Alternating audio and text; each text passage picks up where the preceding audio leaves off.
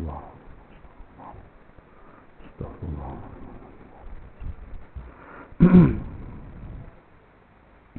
لهضرة النبي المصطفى رسول الله صلى الله عليه وسلم وآله الكرام وأصحاب العظام الشأول الله لهم الفاتحة. أعوذ بالله من الشيطان الرجيم. بسم الله الرحمن الرحيم. الحمد لله رب العالمين الرحمن الرحيم مالك يوم الدين. إياك نعبد وإياك نستعين. اهدنا الصراط المستقيم صراط الذين أنعمت عليهم غير المغضوب عليهم ولا الضالين. آمين.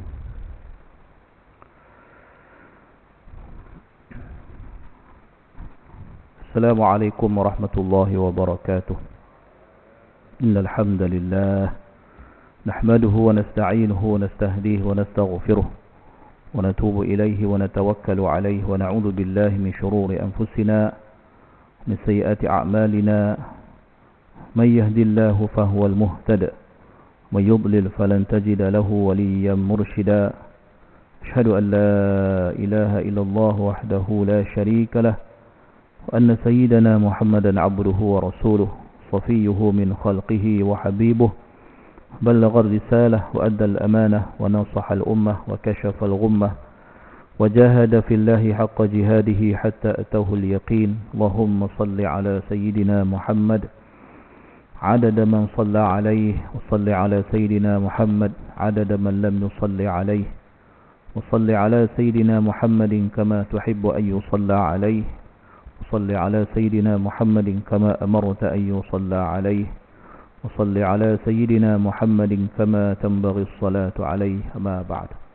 Alhamdulillah. Pertamanya, marilah sama-sama kita rafakkan setinggi-tinggi kesyukuran kepada Allah Subhanahu wa taala atas segala nikmat yang Allah kurniakan kepada kita, terutama nikmat iman dan Islam. Dan marilah sama-sama kita bersyukur dengan mentaati segala perintah Allah, melaksanakan segala suruhannya dan menjauhi segala larangannya. Mudah-mudahan Allah Subhanahu wa taala sentiasa memberikan taufik dan hidayah kepada kita, menerima segala amal ibadah kita, mengampunkan segala dosa, kesalahan dan kesilapan kita, dan mudah-mudahan Allah golongkan kita dalam kalangan hamba-hambanya yang bersyukur. Amin ya rabbal alamin. Kita pada muka surat 489 daripada kitab yang dikarang oleh Al-Imam Abdullah Ali Al-Haddad rahimahullahu ta'ala wa nafa'ana wa iyyakum bi'ulumihi fid darain. Amin. InsyaAllah kita akan habiskan kitab ini hari ini. Habis dah. An-Nasaih Ad-Diniyah wal Wasai Al-Imaniyah. Nasihat-nasihat keimanan. Nasihat-nasihat agama dan wasiat-wasiat keimanan. Hadis yang ke-7, pengarang menutup kitab ini dengan membawakan 7 hadis yang panjang-panjang, yang sangat banyak faedahnya untuk, dan telah pun kita teliti satu persatu dan sampailah kita ke hadis yang terakhir daripada kitab ini insya-Allah. An Abi Dzar radhiyallahu anhu aidan عن النبي صلى الله عليه وسلم فيما يرويه عن ربه عز وجل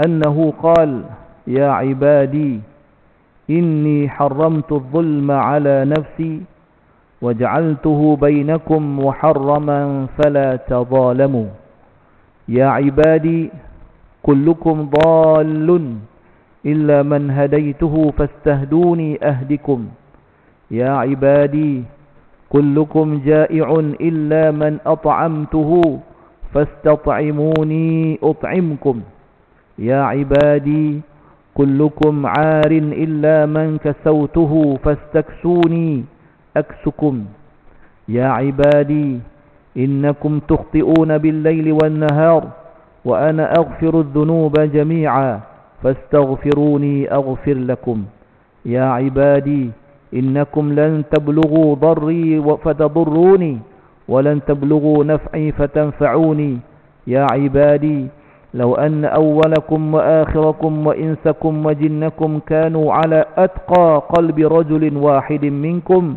ما زاد ذلك في ملكي شيئا يا عبادي لو أن أولكم وآخركم وإنسكم وجنكم كانوا على أفجر قلب رجل واحد منكم ما نقص ذلك من ملكي شيئا يا عبادي لو أن أولكم وآخركم وإنسكم وجنكم قاموا في صعيد واحد فسألوني فأعطيت كل إنسان منهم مسألته ما نقص ذلك مما عندي إلا كما ينقص المخيط إذا أدخل البحر يا عبادي إنما هي أعمالكم أحصيها لكم ثم أوفيكم إياها فمن وجد خيرا فليحمد الله ومن وجد غير ذلك فلا يلومن إلا نفسه. Hadis ni dipanggil sebagai hadis qudsi, ya. Hadis qudsi ni maknanya, ya, hadis yang keluar daripada mulut Nabi sallallahu alaihi wasallam, ya. Dia ada dua, makna dan lafaz. Ya, makna daripada Allah, lafaz daripada Nabi sallallahu alaihi wasallam. Itu panggil hadis qudsi. Hadis nabawi, lafaz, makna dan lafaz daripada Allah Subhanahu wa taala. Makna dan lafaz daripada Nabi sallallahu alaihi wasallam. Ya. Hadis itu hadis nabawi. Makna dan lafaz daripada Allah Ta'ala itu Quran. Itu Al-Quran. Itu ada tiga. Quran, hadis nabawi, hadis qudsi dan hadis nabawi. Yang kita baca ni hadis qudsi. Dan ada kitab yang mengumpulkan semua hadis qudsi. Maksudnya semua kitab tu semua hadis qudsi belaka. Yang menarik tentang hadis qudsi ni antaranya ialah persoalannya banyak berkisar tentang, ya, tentang hubungan kita dengan Allah. Maknanya dia lebih kepada banyak persoalan dia tentang tazkiyatun nafs, tentang penyucian jiwa yang ada kaitan dengan ilmu tasawuf. Tu dalam banyak dalam hadis qudsi, termasuk dalam ni banyak tentang akidah dan tasawuf. Daripada Abu Dzar lagi yang meriwayatkannya dari Nabi sallallahu alaihi wasallam, yang meriwayatkan pula terus daripada Allah Azza wa Jal. Nampak? Fima yarwihi an Rabbih. Ya. Lafaz daripada Allah Subhanahu wa taala. Maksudnya makna daripada Allah Subhanahu wa taala, ya. Sabdanya telah berfirman Allah Taala, wahai hamba-hambaku, wahai hamba-hambaku, sesungguhnya aku telah mengharamkan, yakni melarang penganiayaan, maknanya kezaliman, ke atas zatku, dan aku mengharamkan penganiayaan di antara sesama kamu, maka janganlah kamu saling aniaya menganiayai. Maknanya Allah kata kezaliman tu, sifat zalim tu, aku haramkan ke atas diriku. Maksudnya Allah tidak akan selama-lamanya melakukan kezaliman. Ya. Maksudnya Allah tidak zalim. Itu pasti. Maka tak boleh kita mempersoalkan apa jua perkara tentang Allah, tentang perbuatan Allah, apatah lagi tentang takdir Allah. Tak boleh. Sebab prinsipnya Allah tidak zalim. Kalau kita merasa kita teraniaya dan kita sandarkan perkara itu kepada Allah, maknanya kitalah yang zalim. Kita yang zalim sebenarnya. Ya. Wa ma zalamahumullah walakin anfusahum yadhlimun. Allah kata Allah tidak menzalimi mereka, manusia ni. Tetapi mereka lah yang menzalimi diri mereka sendiri. Ya. Itu prinsip dia. Lalu Allah kata, sebabkan aku ni tak pernah dan tidak akan melakukan kezaliman, maka kamu juga wahai manusia, jangan saling zalim menzalimi. Jangan buat nyaya dekat orang. Ya. Bahkan jangan mendedahkan diri kepada kezaliman orang. Itu pun ia juga. Ya, jangan zalim pada orang dan jangan dedahkan diri kita kepada kezaliman orang. Tapi kalau nak jadi juga kan. Tapi prinsipnya jangan buat kezaliman. Apa juga, sama ada benda kecil ataupun apatah lagi benda besar. Ya. Benda kecil apa contoh? Perangai suka potong queue. Ni beratur nak ambil makanan dekat masjid. Kat masjid dah tu. Beratur nak ambil makanan. Potong queue. Ya. Masuk tandas. Tandas masjid. Dia qada hajat dia, tak flush. Dia biarkan benda dekat situ. Orang lepas dia masuk, tak zalim tu? Zalim. Tuan-tuan. Kan? Pergi masjid, parking tempat imam. Kan? Parking tempat penceramah. Parking tempat khatib. Khatib hari tu khatib jemputan. Kan? Pergi-pergi tengok tempat parking dah tak ada. Macam dah diambil orang. Parking tempat OKU, padahal dia bukan OKU. Mungkin dia bercita-cita kat dia dapat nak jadi OKU. Mudah-mudahan Tuhan kabulkan. Lah, bukan tempat dia. Itu contoh benda yang ada kaitan dengan kezaliman. Ambil benda bukan hak kita.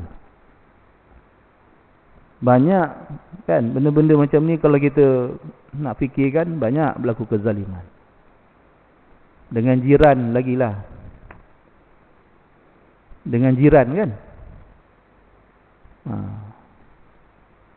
Kita punya masalah kita, jiran jadi mangsa. Malam saya tengok ada orang kereta dia kena simbah cat. Kena simbah cat ni kerja alung lah ni. Kerja alung lah. Yang berhutang bukan dia, jiran dia. Surat amaran tu kata, sila minta jiran anda bayar hutang. Dah. Rupanya alung pun ada taktik baru sekarang.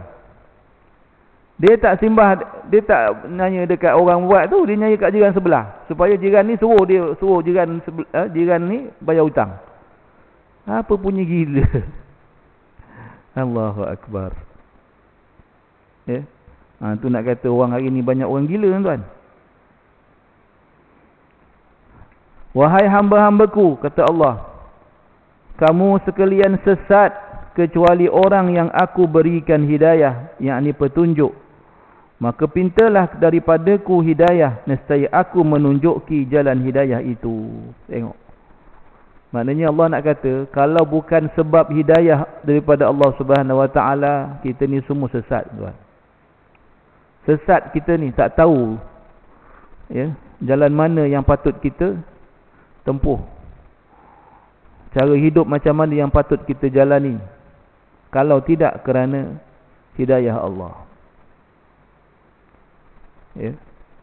Jadi bila kita ni jadi orang Islam, alhamdulillah, mudah-mudahan Allah kekalkan. Sebab itu dalam salat, doa kita yang paling utama apa dia? Ihdinas siratal mustaqim. Itu doa yang paling banyak kita ulang setiap kali kita salat.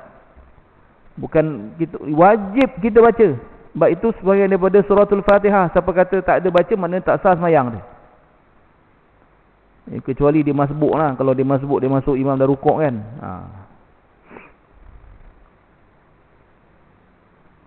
Maknanya doa minta hidayah ni, ihdinas siratal mustaqim ini bukan sahaja untuk meminta hidayah, tetapi meminta supaya dikekalkan dalam hidayah.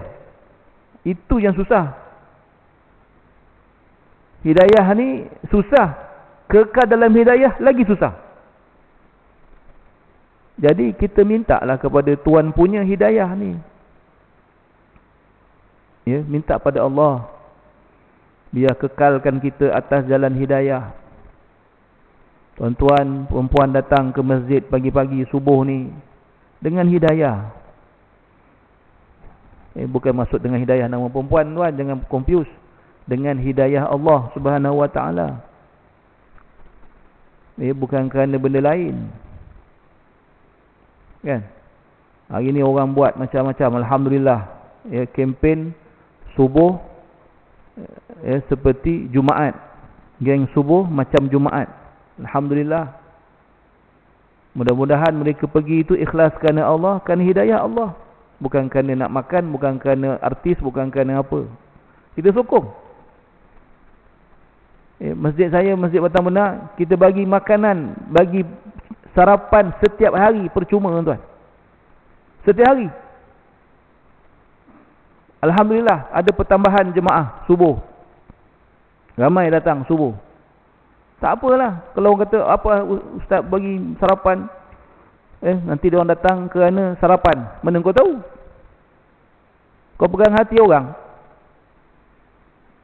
Kan? Kita tak tahu isi hati manusia. Mungkin kali pertama, kedua, ketiga dia datang kerana nak sarapan. Mungkin kali keempat Allah Ta'ala beri hidayah pada dia. Ikhlas hatinya kerana Allah. Nampak? Bagi sarapan. Tak apa, belanja. Habiskan duit masjid tu. Simpan buat apa? Kan? Tapi yang tak sedap tu kata tu.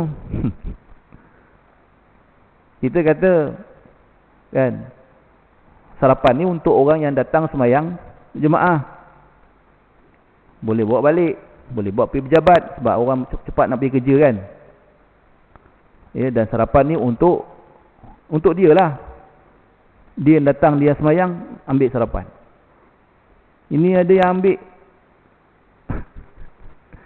ambil plastik bungkus 4 bawa balik. Ada juga. Ini semua yang pening ni. Pengusi pening nak mikir macam mana. Kita ada CCTV, tuan. Nampak lubang hidung siapa ambil tu. Bukan menampak orang, nampak lubang hidung siapa. Kan? Habis semayang tak tunggu wirid dah. Astaghfirullahalazim. Jadi saya kata, kita dah nampak orangnya, sila buat teguran. Tegur. Bukan kita tak bagi datang, bukan tak bagi makan. Kan nampak? Bila macam tu pun kita tak boleh fikir. Takkah kita ambil hak orang? Patut kita ambil seorang satu, kita pergi ambil lebih. Buat apa? Ni semua perangai-perangai yang mu cakap pun susah. Tak cakap hati sakit pun. Jadi orang kita kan, itu datang semayang tu, yang tak semayang pun ada. Tak semayang, datang ambil. Ada yang tu. Astaghfirullah. Saya kata pada AJK sabar-sabarlah, janganlah kita, jagalah mulut kita ni. Kalau ikut hati kena sumpah lah tu. Kan? Jagalah mulut kita, sabarlah, ini ujian Allah. Kan? Kalau dapat tangkap, kita bagi nasihat percuma kat dia. Apa nampak di mana letak hati kita dengan Allah? Punyalah kita tak nak semayang sampai macam tu sekali rupanya.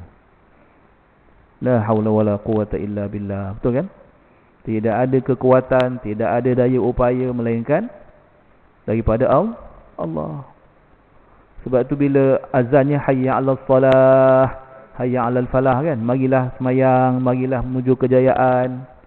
Jawabnya ialah La haula wala quwata illa billah. Betul sangat. Kalau tidak kerana hidayah Allah, kekuatan yang Allah Ta'ala beri pada kita semua ni tuan-tuan, jangan cakap masuk masjid, lalu masjid pun tak nak. Mohon biar Allah Ta'ala kekalkan kita ni, ya, jadi orang-orang yang cinta dan sayang pada rumah Allah. Bukan subuh je lah, semualah kan. Kalau kita bekerja, tempat solat kita di pejabat, di surau dan sebagainya. Allahu Akbar. Ya. Maka pintalah daripadaku hidayah, nescaya aku menunjukkan jalan hidayah itu. Allah nak tengok kita minta. Macam tadi. Ya. Allah nak kita supaya jangan buat kezaliman pada orang lain. Minta hidayah. Kita minta ihdinas siratal mustaqim. Wahai hamba-hambaku, kamu sekalian lapar kecuali orang yang aku berikan makanan. Maka pintalah makanan daripadaku, nescaya aku berikan kamu makanan. Mungkin kita tak terbayang, ataupun kita pun tak pernah buat kot. Ya Allah, berilah aku makan. Ada tak kita doa? Saya rasa jarang. Ada tu bang? Tak ada kan? Ya Allah, beri aku makan ya Allah.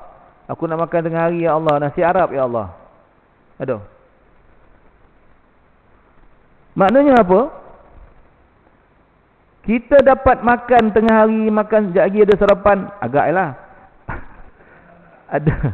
Ada makan tengah hari, ada makan malam. Kan, kalau malam-malam ada kenduri. Makanan yang kita minta tu jarang kita, makanan yang kita makan tu jarang kita minta daripada Allah, atau hampir tak pernah kita berdoa khusus untuk minta makanan. Allah bagi tak? Allah bagi ke tak? Allah bagi. Bayangkan tuan, kita tak minta pun Allah bagi. Ada kita minta, ya, minta ya Allah aku nak hirup udara oksigen ya Allah. Bila minta baru dapat. Ada tak? Mana ada? Tetap kita dapat, kan? Dapat ongap kan? Kan? Kalau tak dapat, cepat panggil ambulans. Kan? Dah tak boleh menyamur. Lama ditidurkan. Terus tidur. Tak bangun-bangun lagi dah. Ya. Maka pintalah makanan daripadaku, nescaya aku berikan kamu makanan. Maksudnya, kalaupun kita tidak berdoa meminta makanan secara terus, maksudnya secara lafaz, ya Allah berilah aku makan dan sebagainya, kan? Paling-paling tidak kita berdoa meminta keberkatan. Ada doa dalam makanan kita masa kita makan.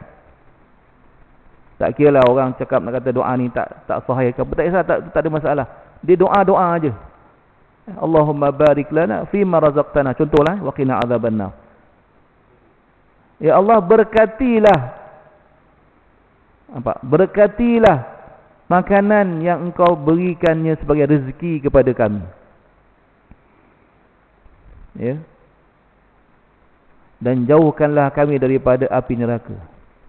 Kita mulakan dengan bismillah wa ala barakatillah, atau bismillah pun saja, tak ada masalah. Maknanya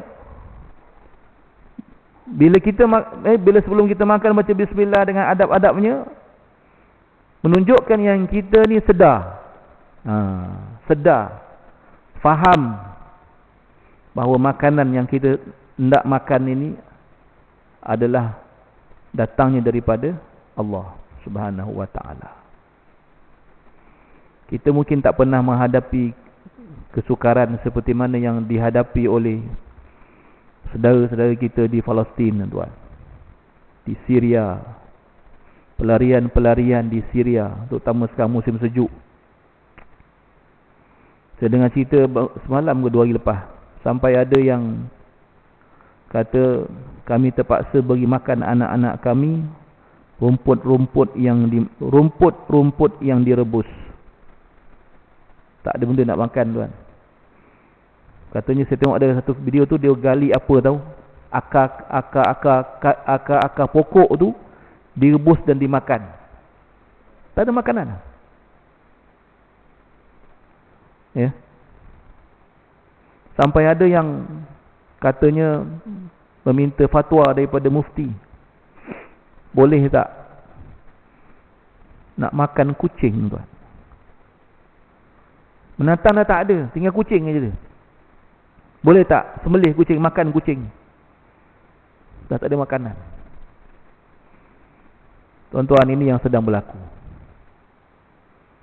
Malangnya umat Islam di seluruh dunia, pemimpin-pemimpin Islam di seluruh dunia. Allahu Akbar. Doktor-doktor di Palestin, doktor-doktor yang masih berkhidmat di hospital Palestin yang makin sikit, dia kata peliknya, dia kata negara-negara bukan Islam tiap-tiap hari offer pada kami nak datang tolong di hospital. Doktor daripada luar negara bukan Islam. Negara Islam tak ada. Pada saya inilah satu kehinaan yang dahsyat. Kehinaan yang paling hina, tuan. Bila kita melihat saudara-saudara kita dizalimi dan kita tidak boleh berbuat apa-apa. Ini dah berapa bulan dah? 3 bulan lebih dah, tuan. 3 bulan lebih dah. Allahu Akbar. Ya. Besok apa agaknya kita nak jawab depan Allah? Kalau Allah tanya, apa dah engkau buat pada saudara engkau di Palestin? Tak tahu nak jawab apa, tuan. Na'udzubillah. Ya. Wahai hamba-hambaku, kamu sekalian telanjang kecuali orang yang kuberikan pakaian. Maka pintalah daripadaku pakaian, nescaya aku berikan kamu pakaian. Maknanya kita ni kalau Tuhan tak bagi, dapat baju pun tak ada, tuan. Kalau tidak kerana rahman Allah, kasihan belas Allah, kita nak pakai baju pun tak ada. Ya. Orang yang senang mungkin dia tak faham, tapi orang susah ada orang yang kita carikan zakat untuk dia, kan. Telefon tanya, ustaz, ada tak lagi tahun ni ustaz zakat? Apa pasal kak? Anak-anak saya ustaz sebenarnya dah lama dah tak beli baju raya ustaz. Contoh raya ni, contoh raya dah lama dah tak beli baju raya ustaz. Jadi bila kita bagi apa yang ada, terima kasihnya luar biasa, tuan. Penghargaannya luar biasa. Dia terima kasih tu rasa saya berpuluh-puluh kali sebut terima kasih. Nampak? Itu baju raya, tuan, bukan baju harian ni. Ada orang susah. Ya. Wahai hamba-hambaku, kata Allah, kamu sekalian kerap melakukan kesalahan pada siang dan malam, dan aku sentiasa mengampunkan segala dosa. Maka pohonlah pengampunan daripadaku, nescaya aku mengampuni kamu. Nampak? Allah tahu kita ni insan, manusia yang selalu yang terdedah untuk melakukan kesalahan pada dia. Allah tahu kita ni kerap buat salah, kerap buat silap, berulang-ulang. Dan Allah sedia nak ampunkan dosa kita. Allah sedia nak ampunkan dosa kita. Tapi Allah kata, minta keampunan daripadaku, aku akan ampunkan. Kena minta. Sebab tu namanya istighfar. Maksud istighfar apa, tuan? Minta ampun. Kalau kita belajar bahasa Arab, dia panggil istaf'ala ni wazan li talab, permintaan. Istighfar maknanya talabul maghfirah, meminta keampunan. Allah tunggu tu tuan. Allah tunggu kita minta ampun daripada dia, terutamanya pada 1/3 malam sebelum subuh, waktu sahur. Allah tunggu kita. Bila agaknya si fulan ni nak bertaubat agaknya? Bila agaknya dia nak minta ampun daripada aku? Allah tunggu.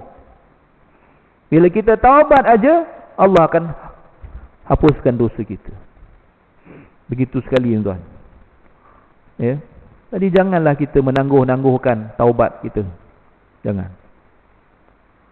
Bahkan apa jua masalah kehidupan yang kita hadapi, mulakannya dengan istighfar. Kita nak berubah, kan? Maksudnya kita nak ubah keadaan itu. Kita susah, kita nak ubah jadi senang. Kita tak sihat, kita nakkan sihat. Anak-anak kurang baik, kita nak mereka baik. Mulakan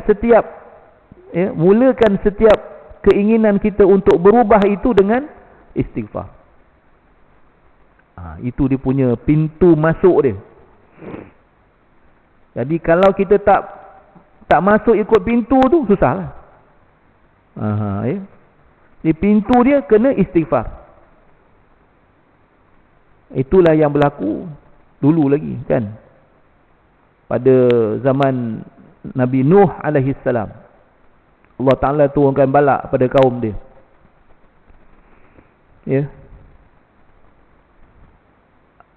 Langit tidak menurunkan hujan, kemarau.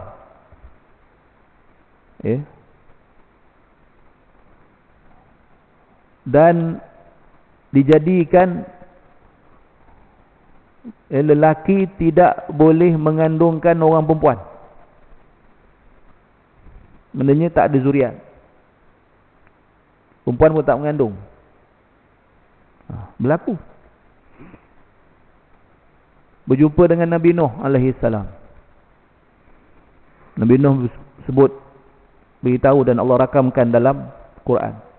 Faqultu astaghfiru rabbakum innahu kana ghaffara yursilis samaa'a 'alaikum midrara wa yumdidukum bi amwalin wa banin wa yaj'al lakum jannatin wa yaj'al lakum anhara. Dalam surah Nuh, Nabi Nuh beritahu pada kaum dia, istighfarlah kamu, taubatlah kamu. Sungguhnya Allah itu Maha Pengampun. Dan Allah akan turunkan hujan selebat-lebatnya ke atas kamu bila kamu bertaubat. Dan Allah akan berikan kepada kamu dengan harta, sebab bila kemarau tak ada hasil kan? Allah akan berikan kepada kamu, kembalikan kepada kamu harta dan anak-anak kamu. Maknanya boleh seperti dulu kala balik, subur baliklah. Tanahnya subur, manusia pun subur balik. Dan kebun-kebun yang tak ada, dah hancur dah, Allah akan jadikan balik, kan? Dan sungai-sungai yang kering Allah akan penuhkan balik dengan air. Kenapa? Istighfar.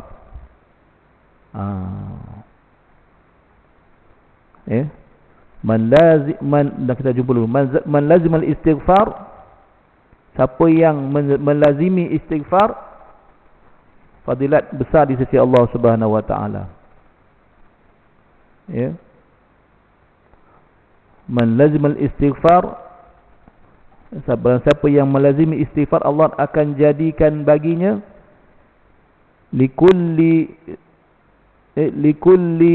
dhiqin makhraja wa likulli hammin faraja wa likulli dhiqin makhraja.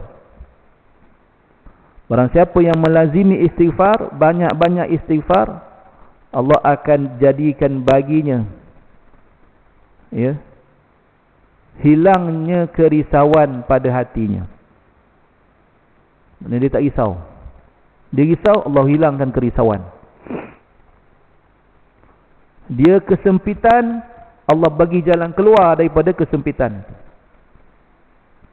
Wa yarzuquhu min haitsu la yahtasib, dan Allah akan berikan rezeki kepadanya daripada sumber yang tidak disangka-sangka. Itu fadilat orang yang selalu beristighfar. Jadi kita jangan leka tuan ya. Banyak-banyak istighfar. Saya tak ada buat dosa ustaz. Mana ada istighfar? Dosa lah tu. Bila dia rasa dia tak berdosa, berdosa lah tu. Kan? Ada ke orang macam tu kan? Wallahu a'lam lah. Wahai hamba-hambaku, kamu sekalian tidak mampu merancang sesuatu mudarat untuk memudaratkan aku, dan tidak mampu merancang sesuatu manfaat untuk memanfaatkan aku. Allah kata kamu tak boleh buat apa. Manusia nak buat apa? Nak beri mudarat pada Allah tak boleh, nak beri manfaat pun tak boleh. Tak ada isu langsung, tak ada kaitan langsung. Wahai hamba-hambaku, andai kata orang-orang yang terdahulu dan orang-orang yang terkemudian di antara kamu bersatu sama ada dari manusianya ataupun jinnya, semuanya bertakwa seperti takwanya hati seorang manusia di antara kamu, tidak akan menambah sedikit pun di dalam kerajaanku. Allah nak kata kalau semua manusia datang muka bumi ni semua beriman, semuanya bertakwa, seorang pun tak ada seorang pun yang langgar perintah Allah. Tak ada orang kafir lah, senang kata. Orang kafir tak ada. Semua Islam, semua bertakwa. Allah kata tidak menambahkan apa-apa pada kerajaanku. Maknanya pada pemerintahanku. Tak ada beri manfaat pada Allah. Itu maksudnya. Kita semayang, kita berzikir, kita baca Quran, kita beribadah ni, Allah tidak ada apa-apa kepentingan. Itu maksud dia. Kan? Allah tak ada apa-apa kepentingan. Allah tak berhajat pada ibadah kita, tuan. Anda faham tu? Wahai hamba-hambaku. Bukan kita je, termasuk jin sekali lah. Ya? Kalau orang-orang, andai kata orang-orang yang terdahulu dan orang-orang yang terkemudian di antara kamu bersatu, sama ada dari manusianya ataupun jinnya, semuanya berhati jahat seperti jahatnya hati seorang manusia di antara kamu, tidak juga akan mengurang barang sedikit pun dari kerajaanku. Nampak?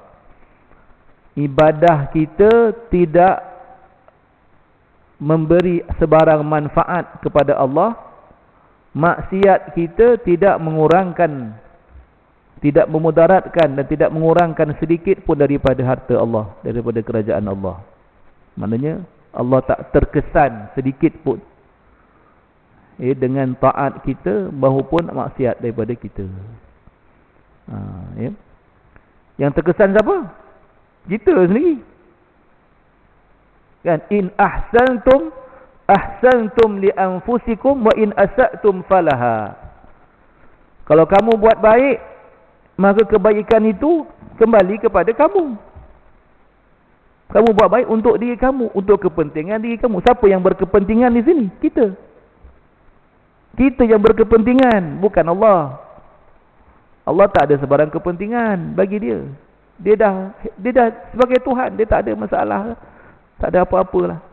Kita ni yang sebenarnya memerlukan sesuatu yang dengannya Allah akan redha dengan kita. Ya.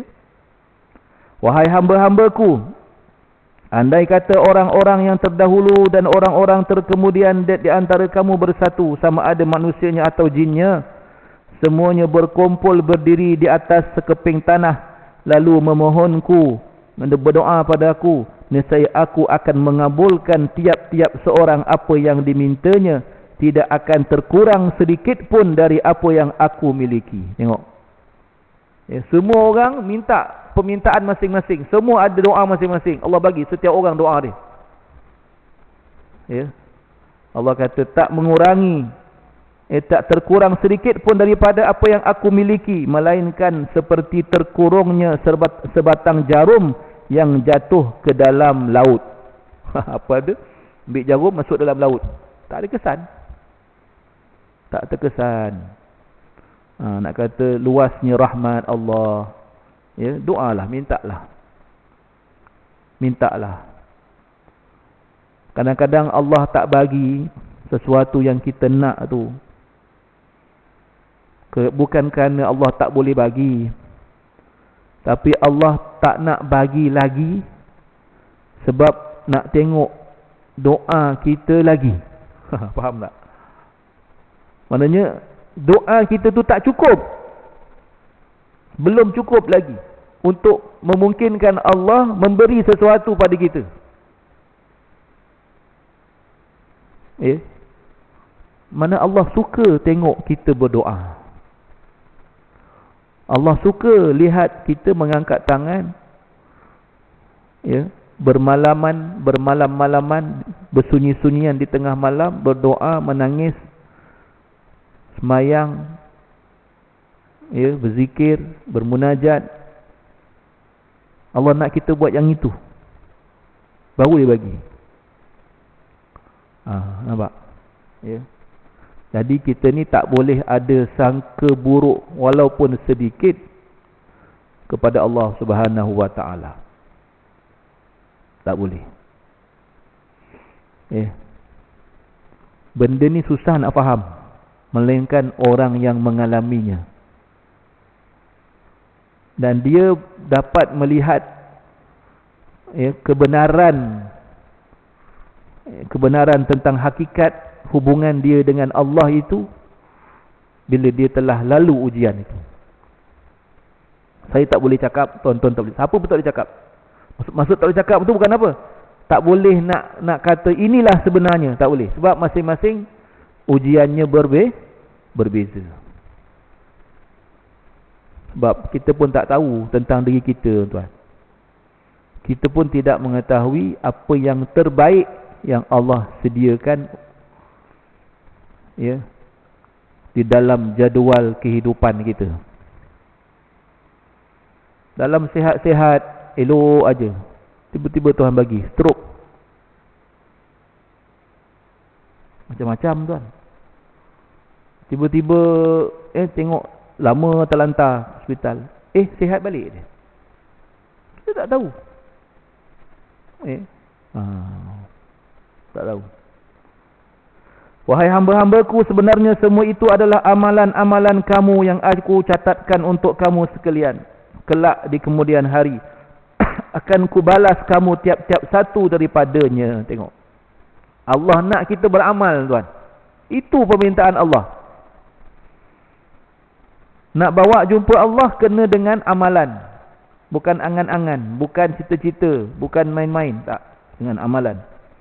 Oleh itu barang siapa yang menerima kebaikan, maka hendaklah ia bersyukur kepada Allah. Dan barang siapa menerima sebaliknya, maka janganlah ia menyalahkan orang lain selain dirinya sendiri. Jangan salahkan orang. Ni semua sebab saya kahwin dengan awak lah ni, saya jadi macam ni. Dah salahkan bini pula. Bini pula cakap, kalau saya tak kahwin dengan awak tak jadi hidup saya macam ni. Dah. Tak selesai masalah. Anak pula salahkan ayah. Itulah abah, kata kan. Dulu betul, sama-sama lah. Aku kalau tak ada kau ni, senang hidup aku. Kau ni ramai-ramai ni. Dia tak sedar siapa yang buat anak tu. Kan? Jangan main, tuan. Ini semua berlaku dalam hidup kita. Okey, penutup habis. Kata pengarang, saya mengakhiri buku ini dengan hadis-hadis yang 7 tadi, sebagaimana saya memulakannya juga dengan beberapa hadis untuk menempa berkat dan restu dengan percakapan Rasulullah sallallahu alaihi wasallam. Saya memohon dengan penuh harapan agar Allah Taala menjadikan bicara saya dalam karangan ini sebagai persembahan yang diterima dan pendekatan yang diridainya untuk menuju ke jalan taat dan ibadah kepadanya. Saya memohon agar Allah Taala mengampuniku dan memaafkanku jika terdapat padanya salah atau keliru, jika ia menimbulkan riak atau pura-pura kepada orang ramai, jika ia mencetuskan perasaan bangga atau ujub. Ni nampak? Ulama hebat jaga hati dia macam mana. Saya memohon istighfar dan dari segala yang tersebut tadi, dan dari segala dosa, dan saya bertaubat kepadanya dari segala yang tersebut, dan siapa lagi yang boleh mengampunkan dosa kalau tidak Tuhan yang Maha Esa.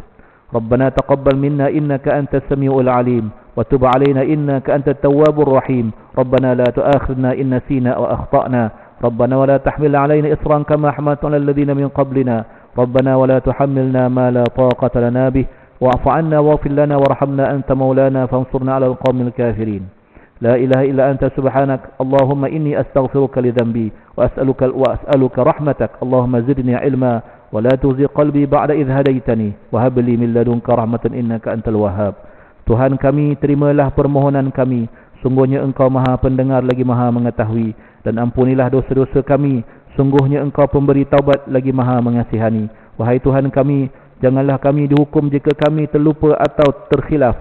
Tuhan kami, janganlah kami Engkau pikulkan beban yang berat sebagaimana Engkau telah pikulkan kepada orang-orang sebelum kami. Wahai Tuhan kami, janganlah Engkau pikulkan kami apa-apa yang kami tidak mampu memikulnya. Maafkanlah kami, ampunilah kami, turunkanlah belas kasihan-Mu kepada kami. Engkaulah pelindung kami. Berikanlah pertolongan kepada kami terhadap golongan orang-orang yang tidak mempercayai-Mu. Tiada Tuhan melainkan Engkau. Maha suci Engkau ya Allah ya Tuhanku. Sungguhnya aku memohon ampun terhadap segala dosaku. Aku memohon belas kasihan-Mu ya Allah ya Tuhanku. Tambahilah aku ilmu pengetahuan dan jangan Engkau menyesatkan hatiku setelah Engkau memberinya petunjuk. Kurniakanlah rahmat-Mu kepadaku. Sungguhnya Engkau Maha Pengurnia. Itu doa dia. Selesailah sudah karangan buku ini dengan memanjatkan puji-pujian kepada Allah yang tanpa pertolongannya dengan kebaikan taufiknya tentu sekali buku ini tidak terkarang. Segala puji-puji bagi Allah yang telah menunjukkan kami untuk bakti ini dan tiadalah kami boleh mendapatkan petunjuk selain daripada Allah. Sebenarnya telah tiba perutusan Tuhan kami membawa perkara yang hak. Maha suci Tuhanmu, Tuhan yang berkuasa, terjauh dari segala apa yang mereka sifatkan. Salam sejahtera ke atas para rasul dan segala puji-pujian bagi Tuhan seru sekalian alam. Tiada kuasa dan tiada tenaga melainkan dengan pertolongan Allah yang Maha Tinggi lagi Maha Besar. Selawat Allah ke atas junjungan Nabi kita Muhammad sallallahu alaihi wasallam beserta keluarganya, para sahabat sekaliannya. Selesai penulisan buku ini pada hari Ahad 22 hari bulan Sya'ban Al-Mubarak tahun 89 sesudah 1000, maknanya 1089 Hijrah. Ya. Wa sallallahu ala sayyidina Muhammad wa ala alihi wa sahbihi wasallam. Ini buku ni selesai tahun 1089. Masih tak tahu apa. Tapi diterjemahkan oleh apa namanya Syekh Allah Sumaid ke? Saya tak ingat. Terjemahan oleh Said Ahmad Sumaid. Ni orang Singapura. Ya. Pada 11 April 1980. Maknanya apa? Berapa tahun dah tu? Saya lahir 75, ni tahun 80. Saya 5 tahun lagi. Ya. Masya-Allah. Dia sebenarnya tuan-tuan, antara tanda berkatnya ilmu seseorang ulama tu, alim tu, bila karangan dia, buku dia dibaca oleh orang yang ramai. Kan? Dibaca, ni bukan asalnya buku Arab tuan, diterjemahkan. Ini terjemahan Syekh Ahmad Sumaid terjemahkan. Kan? Jadi berkatnya ilmu dalam buku ni menyebabkan dia diterjemahkan dan dibaca, dipelajari oleh orang kata, boleh kata di Nusantara ni biasa orang belajar kitab ni. Termasuklah macam hadis 40, hadis Imam Nawawi kan. Pernah dengar kan? Hadis 40 tu. Hadis 40 ni bukan Imam Nawawi seorang je karang. Banyak ulama hadis 40 ni. Tapi 40 yang disusun oleh Imam Nawawi ni boleh dikatakan tidak ada umat Islam, ya, di seluruh dunia, boleh kita kata hampir seluruh dunia Islam yang tak kenal hadis 40 karangan Imam Nawawi. Dan orang yang mengaji hadis akan mula belajar hadis dengan hadis 40 Imam Nawawi. Subhanallah. Bayangkan tuan-tuan. Imam Nawawi berapa ratus tahun dah meninggal, duduk dalam kubur, pahalanya masih berterusan. Tak henti-henti tuan. Sebab orang belajar ilmunya. Saya tak ingat Imam Suyuti ke siapa, ulama ya. Orang tanya dia, sebab dia banyak mengarang kitab. Orang tanya dia, Apa pasal kau nak tulis juga benda yang ulama dulu dah tulis, kan? Apa pasal kau nak tulis juga benda yang ulama dah tulis? Apa jawab dia? Dia kata hanya yang berkat sahaja yang akan kekal dipelajari. Betul? Hanya yang barakah sahaja, maknanya Allah redha dengan tulisan itu. Ada berkatnya, ikhlasnya orang yang menulis, menyebabkan ilmu dia akan dipelajari dan diamalkan walaupun dia dah tak ada. Itu tanda dia. Doalah tuan, mudah-mudahan saya pun ada hajat untuk menulis. InsyaAllah saya sedang menghabiskan PhD saya dalam minggu depan kot, nak kena hantar. Doalah ni tengah serabut ni semuanya ni. Doakan saya, insyaAllah selesai PhD saya nak mula menulis sebanyak-banyak yang boleh, insyaAllah. Meninggalkan, orang kata apa, kalau mati besok adalah peninggalan ilmu, yang boleh menjadi asbab, ilmu yang bermanfaat, yang boleh buat pencen saya besok dalam kubur. Tu kata pencen dalam kubur, kan? Nak banyakkan pencen kubur lah. Saya pun dah tidaklah tua sangat, tapi tidaklah muda juga, kan? Tahun ni dah 49, tahun depan dah 50. Kalau ikut umur Nabi lagi 13 tahun. Kau nak buat apa 13 tahun lagi? Masih ada cita-cita lagi nak mengumpul kekayaan? Tak tahulah, kan? Kata carilah saham yang sebanyak-banyaknya untuk akhirat. Itu je, insya-Allah. Kita jumpa lagi insya-Allah. Qul qouli hadza wa astaghfirullahal azim li wa lakum. Wassalamualaikum warahmatullahi wabarakatuh. Bismillahirrahmanirrahim. Alhamdulillahirabbil alamin wassalatu wassalamu ala asyrafil mursalin sayyidina Muhammad wa ala alihi wa sahbihi ajma'in. Allahumma 'allimna ma yanfa'una wanfa'na bima 'allamtana wa zidna 'ilma. Allahumma shrah bil Qur'anil 'azim sudurana wa 'azim bihi ujurana wa hassin bihi akhlaqana wa wasi' bihi arzaqana wa nawwir bihi qulubana wa quburana ya Allah ya arhamar rahimin. اللهم فقهنا في الدين وعلمنا التأويل واهدنا الصراط المستقيم صراط الذين أنعمت عليهم من النبيين والصديقين والشهداء والصالحين ربنا آتنا في الدنيا حسنة وفي الآخرة حسنة وقنا عذاب النار وصلى الله على سيدنا محمد وعلى آله وصحبه وبارك وسلم سبحان ربك رب العزة عما يصفون وسلام على المرسلين والحمد لله رب العالمين قبل الله منكم سبحانك اللهم وبحمدك أشهد